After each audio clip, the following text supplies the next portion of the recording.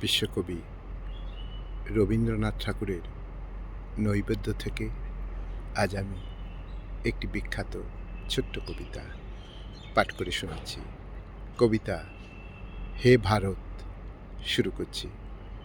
হে ভারত, নৃপতিরে শিখায়েছ তুমি, ত্যাজিতে মুকুট দণ্ড সিংহাসন ভূমি, ধরিতে দরিদ্র বেশ শিখায়েছ বীরে, ধর্মযুদ্ধে পদে পদে খমিতে অরিরে, ভুলি জয় পরাজয় স্বর সংঘরিতে, কর্মীরে শিখালে তুমি যোগযুক্ত চিতে, সর্বফল স্পৃহা ব্রহ্মে দিতে উপহার, গৃহীরে শিখালে গৃহ করিতে বিস্তার, প্রতিবেশী আত্মবন্ধু অতিথি অনাথে, ভোগেরে বেঁধেছ তুমি সংযমের সাথে, নির্মল বৈরাগ্যে দৈন করেছ উজ্জ্বল, সম্পদের পুণ্যকর্মে